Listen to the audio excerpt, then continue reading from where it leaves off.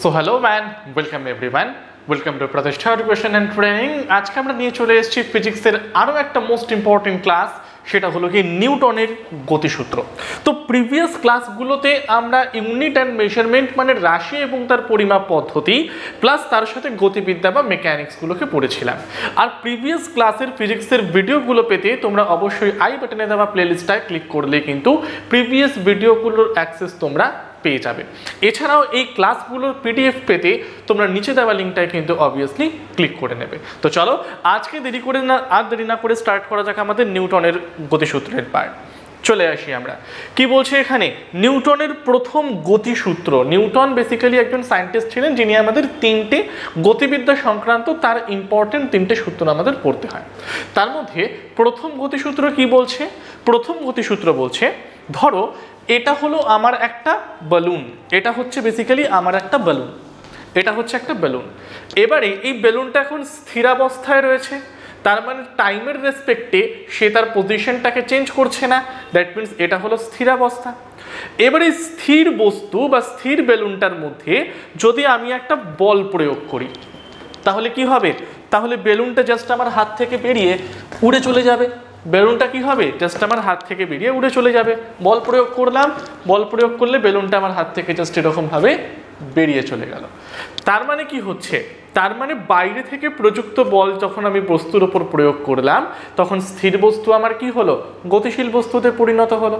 তাহলে নিউটনের প্রথম গতিসূত্র এটাই বলছে যে বাইরে থেকে যতক্ষণ না আমি একটা এক্সটার্নাল ফোর্স বা বাহ্যিক বল প্রয়োগ না করছি ততক্ষণ স্থির বস্তু চিরকাল স্থির থাকবে। বাহ্যিক বল প্রয়োগ করলাম, স্থির বস্তু আমার কি হয়ে গেল? স্থির বস্তু আমার গতিশীল হয়ে গেল। বা উল্টো দিকে ধরো, এটা ধরো একটা বেলুন উড়ে উড়ে আসছে, এই বেলুনটা ধরো উড়ে উড়ে আসছে। এবারে বেলুনটাকে আমি কি করতে চাই? বেলুনটাকে বেসিক্যালি আমি এখন থামাতে চাই। তাহলে বেলুনটাকে থামানোর জন্য বেসিক্যালি আমাকে কি করতে হচ্ছে? একটা বল প্রয়োগ করতে হচ্ছে। তার মানে গতিশীল বস্তুটাকে আমি স্থির করছি একটা বল প্রয়োগ করে। তাহলে এটাই হলো বেসিক্যালি আমাদের নিউটনের প্রথম গতিসূত্র। অর্থাৎ বাইরে থেকে প্রযুক্ত বল দ্বারা যদি অবস্থার পরিবর্তনে আমি বাধ্য না করি তাহলে স্থির বস্তু চিরটা কাল স্থির থাকবে আর গতিশীল বস্তু চিরকাল সরল রেখায় সমবেগে চলতে থাকবে। তার মানে যতক্ষণ না আমি আউটসাইড একটা ফোর্স অ্যাপ্লাই করলাম বা এক্সটার্নাল ফোর্স অ্যাপ্লাই করলাম ততক্ষণ স্থির বস্তু চিরটা কাল আমার স্থির থাকবে আর গতিশীল বস্তু কি হবে? চিরকাল সরল রেখার সমবেগে কিন্তু আমার চলতে থাকবে। এটাই বলছে আমার কি? এটাই বলছে হলো কি আমাদের নিউটনের প্রথম গতিসূত্রতে। এবারে এখান থেকে একটা কোশ্চেন করে, নিউটনের প্রথম গতিসূত্র থেকে জানো তো বেসিক্যালি আমরা দুটো জিনিসকে পাই। এই দুটো জিনিসের নাম বললে হবে না। নিউটনের প্রথম গতিসূত্র থেকে দুটো জিনিসের ধারণা আমরা পাই। নাম্বার ওয়ান পাই বলের সংজ্ঞা। নাম্বার ওয়ান আমরা কি পাই? নাম্বার ওয়ান পাই আমরা বলের সংজ্ঞা। তাহলে বল জিনিসটা কি? যাকে অ্যাপ্লাই করলে স্থির বস্তু গতিশীল বস্তুতে আর গতিশীল বস্তু স্থির বস্তুতে কিন্তু আমার পরিণত হয়ে যায়। বলের সংজ্ঞার পরে আমরা যেটা জানতে পাই সেটা হলো কি? সেটা হলো কি জাড্য ধর্ম। সেটা কি? সেটা হলো গিয়ে কিন্তু আমাদের জাড্য ধর্ম। জাড্য মানে কি? এই যে স্থির বস্তু সে চিরকাল স্থিরাবস্থায় থাকতে চায়। রেস্ট অবস্থায় থাকা কোনো অবজেক্ট চিরকাল তার রেস্ট অবস্থাটাকে বজায় রাখতে চায়। তাহলে স্থির বস্তুর স্থির থাকার প্রবণতাকে আমরা বেসিক্যালি কি বলবো? আমরা বেসিক্যালি বলবো হচ্ছে গিয়ে স্থিতিজাড্য। কি বলবো আমরা? বলবো হচ্ছে কি স্থিতিজাড্য। আর এখানে আরেকটা পয়েন্ট আমার ইম্পর্টেন্ট জানতে হয়, যেটা গতিশীল বস্তু। গতিশীল বস্তু চিরকাল সরল রেখায় সমবেগে চলতে থাকে, এটাও তো তার একটা প্রবণতা। যতক্ষণ না আমি বল অ্যাপ্লাই করলাম তখন সে গতিশীল থেকে স্থিরে পরিবর্তন হলো, কিন্তু যতক্ষণ না আমি একটা এক্সটার্নাল ফোর্স বা বাহ্যিক বল প্রয়োগ করছি ততক্ষণ গতিশীল বস্তুটা কি হবে? সরল রেখায় সমবেগে চলতেই আমার থাকবে। তার মানে এই ধরনের জাড্যকে আমরা কি বলি? এই ধরনের জাড্যকে আমরা গতিজাড্য বলে চলি। তাহলে স্থির বস্তুর স্থির থাকার প্রবণতা স্থিতিজাড্য, গতিশীল বস্তুর চিরকাল সরল রেখায় সমবেগে চলতে থাকার প্রবণতা তাকে আমরা কি বলবো? তাকে আমরা বেসিক্যালি কিন্তু গতিজাড্য বলে চলবো। কি বলবো তাকে? তাকে বেসিক্যালি আমরা কিন্তু গতিজাড্য বলে চলবো। তাহলে একটা হলো স্থিতিজাড্যের উদাহরণ, আরেকটা আমার মোস্ট ইম্পর্টেন্ট পয়েন্ট সেটা হলো কি গতিজাড্যের উদাহরণ। ওকে, এবারে স্থিতিজাড্যের উদাহরণটা কি? ধরো তোমাকে আমি বললাম কেউ ধরো একটা স্থির অবস্থায় গাড়ির মধ্যে বসে আছে, এবারে গাড়িটা যখন আমার হঠাৎ করে চলতে শুরু করে তখন গাড়ির মধ্যে বসে থাকা যাত্রীরা পেছনের দিকে হেলে পড়ে। প্লাস তুমি একটা গ্লাস নাও, আর একটা এক্সাম্পল দিচ্ছি, তুমি গ্লাস নাও, গ্লাসের উপর একটা পোস্ট কার্ড রাখো, পোস্ট কার্ডের উপর একটা কয়েন, এবারে তুমি পোস্ট কার্ডটাকে চট জলদি একটা জাস্ট ক্যারামের মতো করে সরিয়ে দাও, দেখবে কয়েনটা জাস্ট আমার গ্লাসের মধ্যেই কিন্তু এসে পড়ে গেল।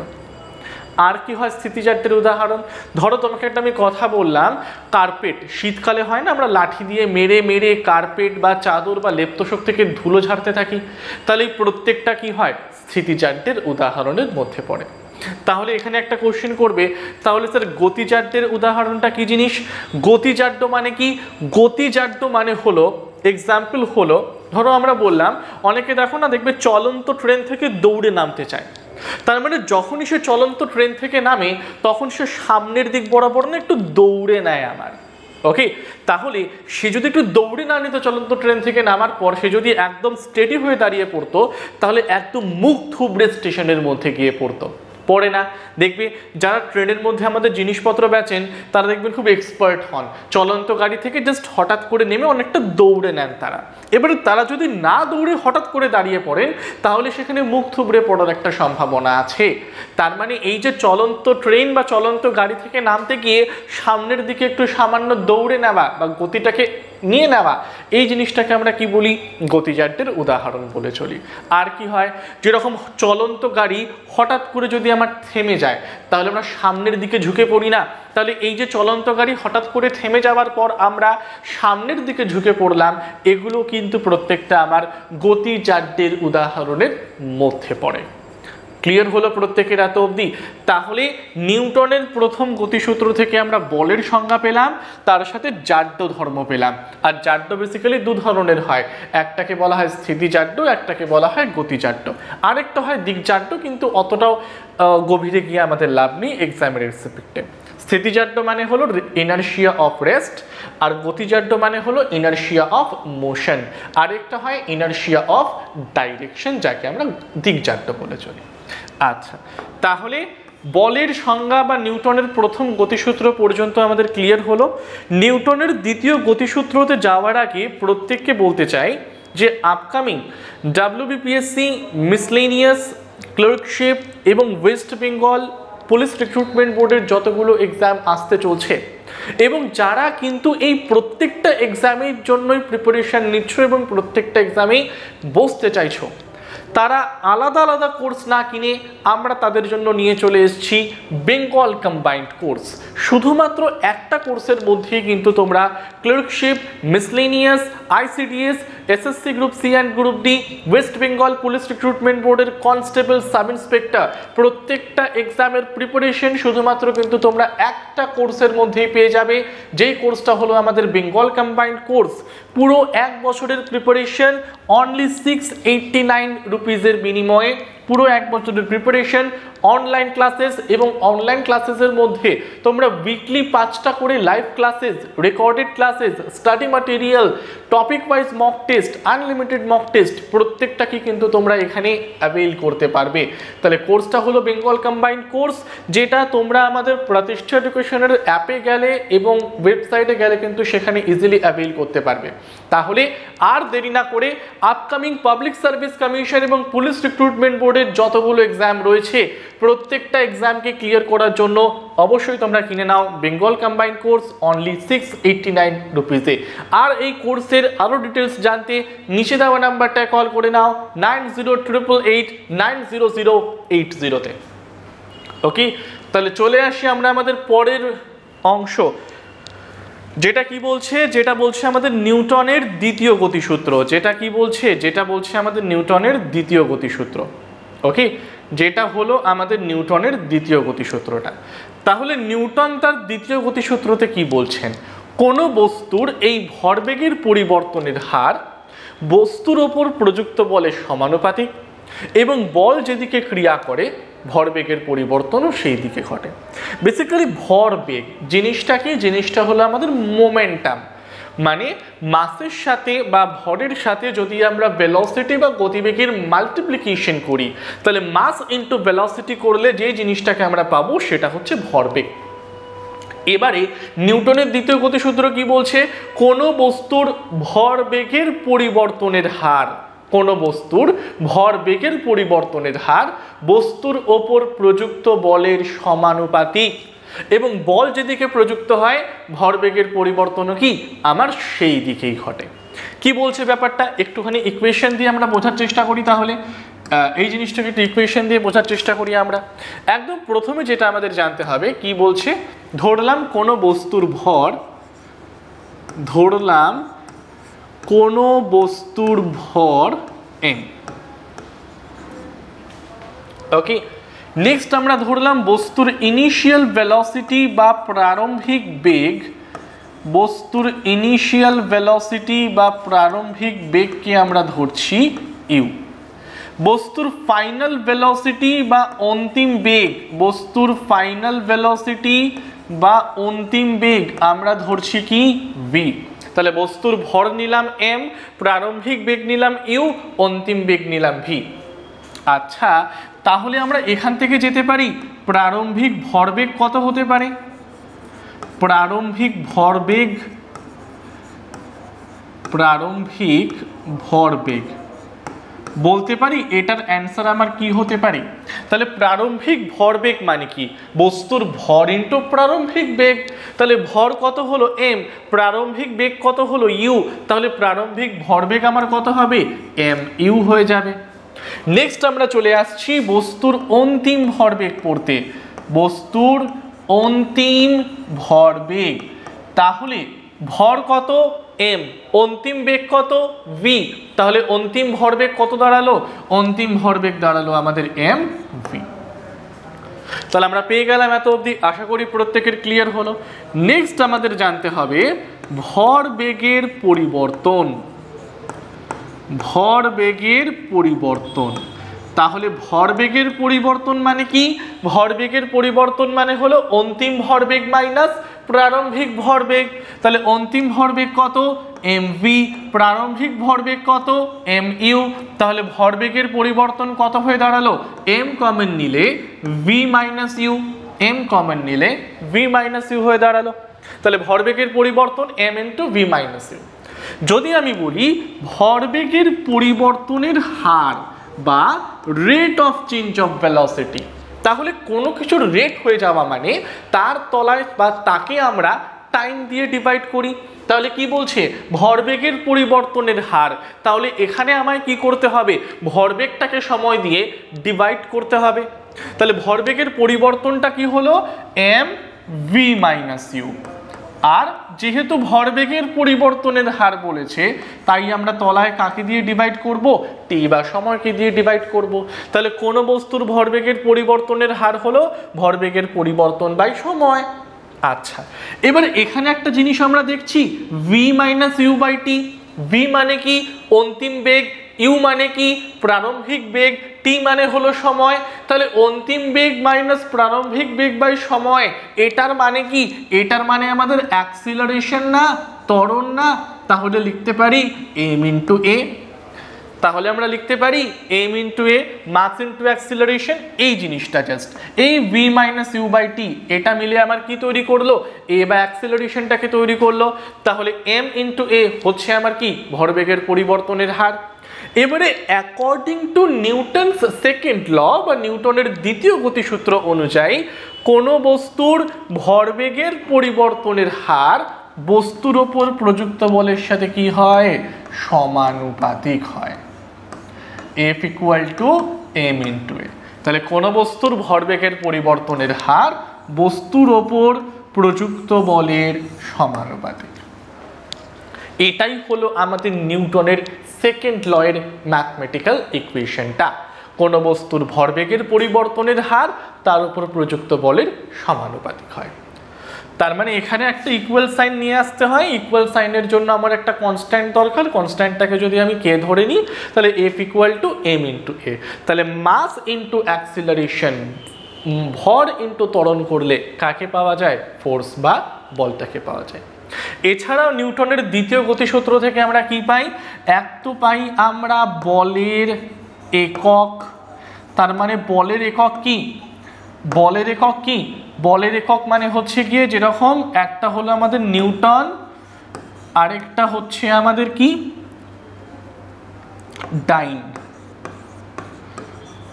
আর 1 নিউটন ইকুয়াল টু 10⁵ ডাইন। বলের একককে আমরা পাই, বলের নিরপেক্ষ নীতিটাকে আমরা পাই। ওকে, তো এগুলো প্রত্যেকটাকে আমরা কিন্তু পেয়ে থাকি কোথা থেকে, নিউটনের দ্বিতীয় গতিসূত্র থেকে।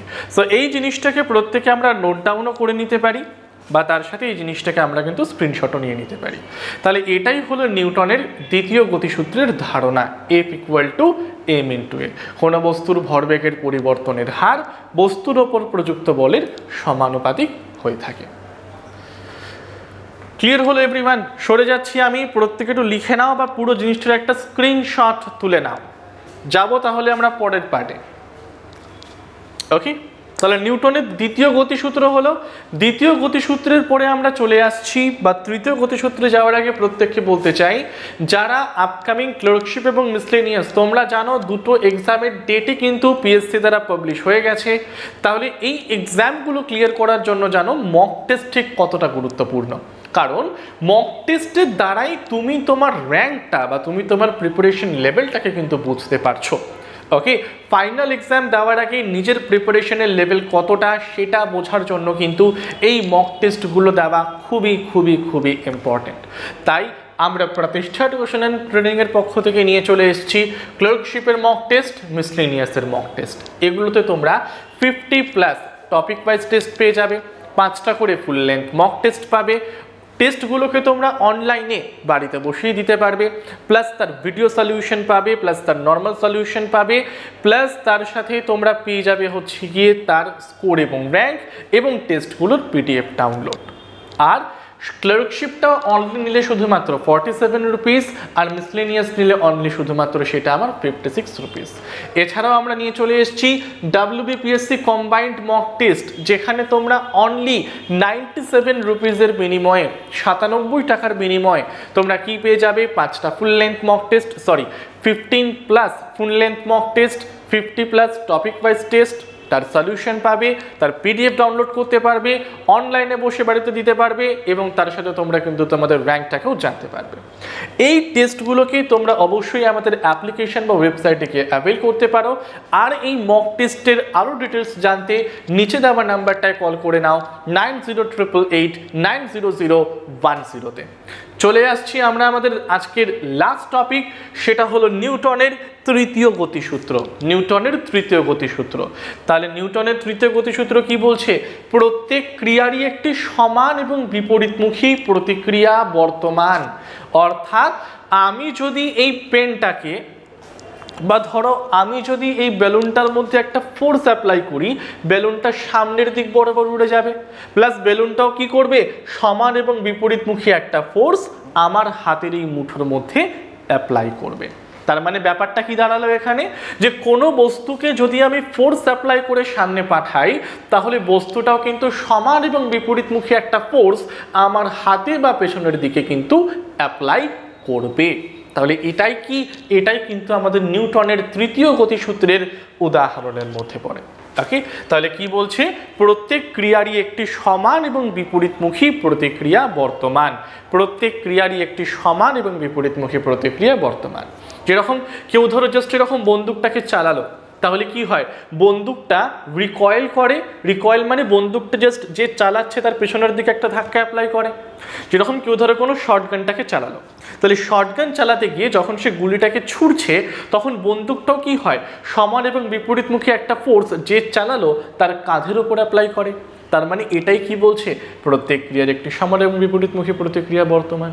প্লাস রকেট বা জেট প্লেন যখন ওপরের দিকে যাচ্ছে, ফুয়েলটা ফোর্স অ্যাপ্লাই করছে নিচে, বিপরীতমুখী একটা ফোর্স অ্যাপ্লাই হচ্ছে উপরে, যেটা রকেটটাকে উপরের দিকে নিয়ে যেতে আমার হেল্প করছে। ওকে, তাহলে এগুলো প্রত্যেকটা কি, এগুলো প্রত্যেকটাই হলো নিউটনের তৃতীয় গতিসূত্রের উদাহরণ। ওকে, তাহলে আমাদের নিউটনের তিনটে গতিসূত্রের ক্লাস আজকে আমরা এখানেই এন্ড করছি।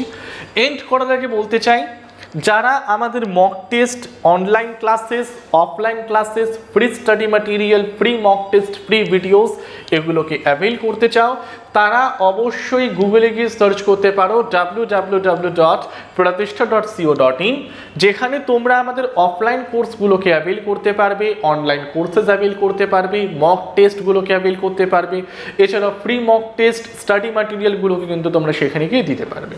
এছাড়াও তোমরা প্লে স্টোর থেকে প্রতিষ্ঠা অ্যাপটাকে ডাউনলোড করে নিতে পারো এবং এই দুটো জায়গায় লগ ইন করে কিন্তু তোমরা প্রত্যেকটা জিনিসকেই অ্যাভেল করতে পারবে।